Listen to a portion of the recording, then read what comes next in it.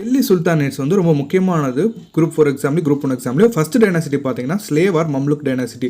இந்த டைனாசிட்டிலாம் கொண்டு வரதுக்கு முன்னாடி இந்த முஸ்லீம்களோட வந்து இந்தியாவுக்கு கொண்டு வந்தது யார் பார்த்தீங்கன்னா முகமது கோரி. இவர் வந்து 12th செஞ்சுரியில் வராரு. இவர் கூட ஸ்லேவ்ஸ்லாம் கூட்டு வராரு. அவங்க தான் இந்த ஸ்லேவ் டைனாசிட்டியை ஸ்டார்ட் பண்ணுறவர். இவருக்கு வந்து பிள்ளை இல்லாதனால இவருக்கு அடுத்து வர அந்த ஸ்லேவ்ஸ் வந்து ஒரு டைனாசிட்டி ஸ்டார்ட் பண்ணுறாங்க. யார் ஸ்டார்ட் பண்ணுறா பார்த்தீங்கன்னா குதுப்புதீன் ஐபக். இவர் தான் ஃபர்ஸ்ட் இந்த ஸ்லேவ் டைனாசிட்டியை ஸ்டார்ட் பண்ணுறவர்.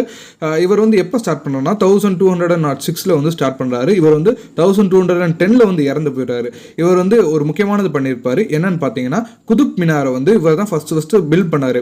ஆனால் இவரால் முடிக்க முடியல. அதனால இவரோட மருமகன் வந்து பார்த்தீங்கன்னா ஷாம்ஸ் உதீன் இல்துட்மிஸ். இவர் தான் அவருடைய மருமகன். இவர் வந்து இதை ஃபினிஷ் பண்ணி முடிக்கிறார். யார் முடிச்சார்னா குதுப் மினாரை முடிச்சவர் வந்து இல்துட்மிஸ். ஆனால் ஆரம்பிச்சவது குதுப்புதீன் ஐபக். ஓகேங்களா. நெக்ஸ்ட் பார்த்தீங்கன்னா இந்த இல்துட்மிஸோட மகள் வராங்க. யாருன்னா ரஷ்யா பேகம். இவங்க எப்போ வராங்கன்னா 1236 வராங்க. இவங்க வந்து